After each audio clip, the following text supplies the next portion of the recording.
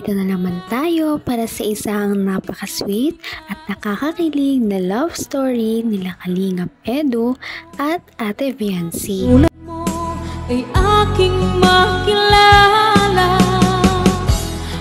Para sa pagpapatuloy ng ating love story ay pumunta ang Kalingap team sa isang lalawigan kung saan ito talaga ay pinakasikat.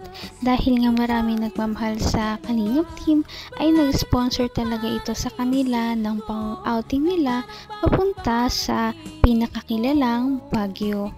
Noong pumunta sila dito ay nagkaroon sila ng maraming mga activities kasama ang mga iba't ibang love team maliban sa EDSI. Kaya dito nagsuot din sila ng mga traditional na damit ng mga taga Baguio at dahil sa kanilang mga kagandahan at kagapuhan, bumagay talaga ang mga damit nila na suot-suot. Kaya ito na nga ang mga pangyayari na talagang abangan natin.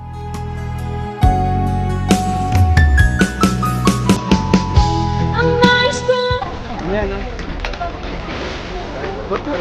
oh, ayos, ayos. 1, 2, ready. 1. Bilang, ayos, ayos. 1, 2, 3. Bora yung nalito.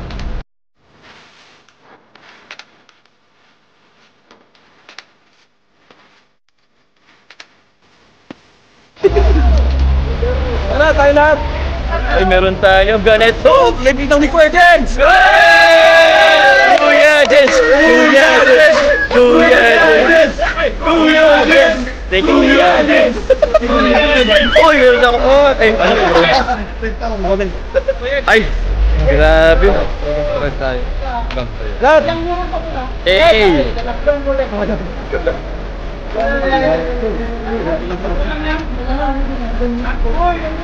Sus! Oh, dito!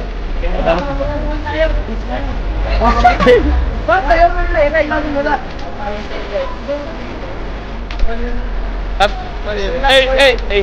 Tigaw? Bro, may mapicture sa'yo, bro! Oh! Saan po sa Bicol? Hey! Yun sa ating bayan, mga kabayan!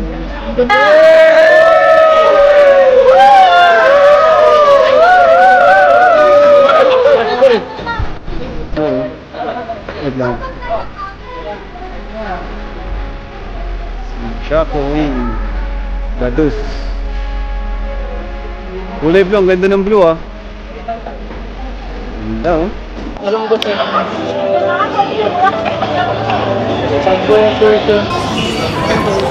Ganda dito. Nakabalik ulit tayo dito sa kaharian ko. Kahit na makaluma ang suot ni Ate Viancy ay talagang bumagay ito sa kanyang kagandahan. Kahit ano talaga ang kanyang isuot ay bagay na bagay sa kanya ito. Kaya naman lalo talagang na-in-love si Kalingap Edu noong makita niya talaga si Ate Viancy na suot-suot ang traditional na damit ng mga taga Baguio at bagay ito sa kanya. Sa ating bayan, mga kabayan!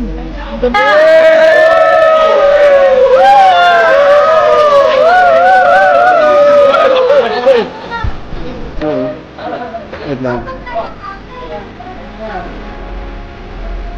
Chaco Wing Badus. Kulay blue, ang ganda ng blue ah. Ganda oh. Alam ko sa'yo.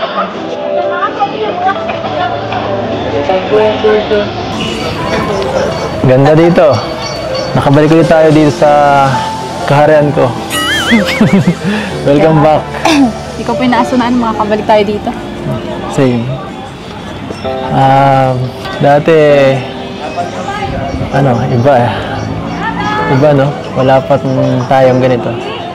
Mas maganda yung ngayon. Mas maganda to, partner. Welcome. Dati dito, dito tayo.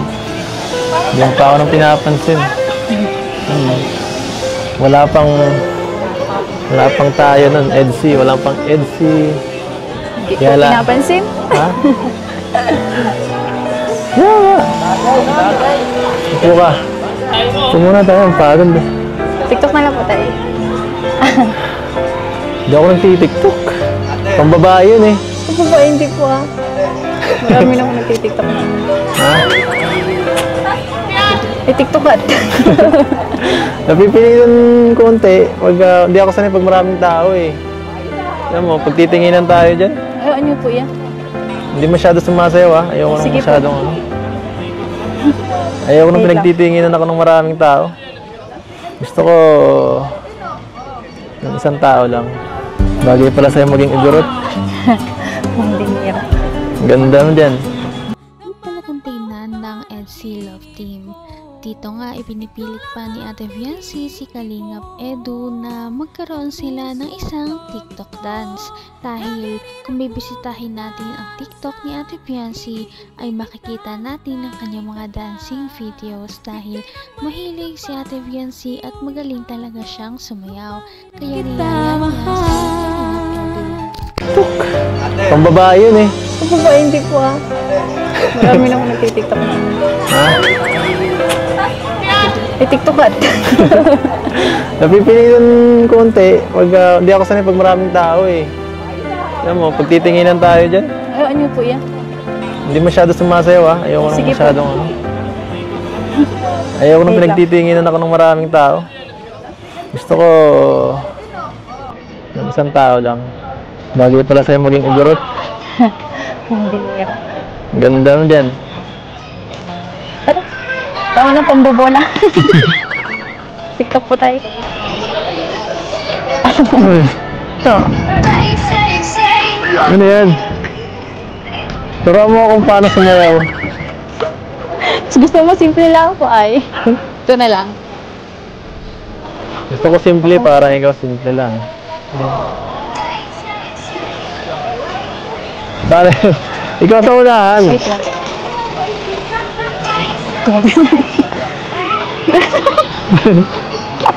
Ano? Ganun. Ganun? Ganun lang. 1, 2, 3, 4. Yan? Ganun. Ito pa muna. Wait. Uy? Na. Sorry. Tapos 1, 2, 3, 4, 1. So, ganun na lang po. Oh, wait. Tapos, ganun ulit. Galit. 1. Dito po. Yan. Ah. Ganun lang. Sige. Sige ba? Dapat viral yan ha. Basta ikaw, viral po yan. Uy! Siyempre, hindi naman talaga nakatanggi si Kalingap Edu sa request ng kanyang wifey. Sila ay sumayaw ng mga TikTok dances na makikita ninyo sa official na account ni Ate Fiancy sa TikTok.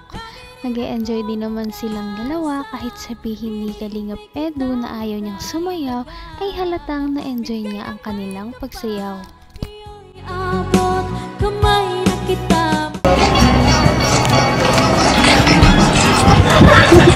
Ang gulo na. Ang gulo! Sige, okay lang. Basta ikaw. Maganda na yan.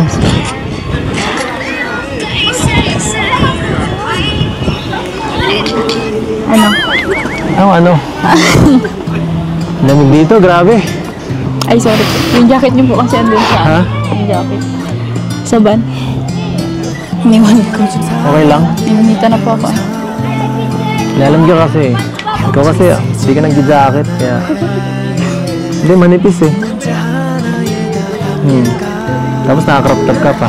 Hindi mo na. Hindi yan pan Baguio eh.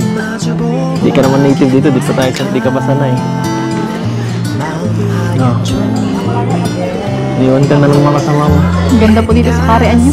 Oo. Gusto mo Ano dito? po dito tumira? Gusto mo dito tumira? Joke lang. Gusto ko pa rin po sa bahay. Sa bahay? Sa kila mama. Malay mo. Miss ko na. Hindi mo dito ka. Pagdano mo. May gusto ka pang puntahan? Nalibot mo na to? Hindi po. Hindi pa? But naano ko muna po ba ito nung una? Ayaw nga, no? Nilibot na po namin nila, nila Melka po. Sayang wala. Kaya nga po, sayang wala sila po. Kasak po. Saya ka? Bakit? Nakabalik po ulit dito. Nakasama po ulit. Nakasama ulit tayo sa Tapos birthday. may mga bago pong angels. Kasama. Oo nga, no? Sinong pinakaya mo sa kanila? Wala po.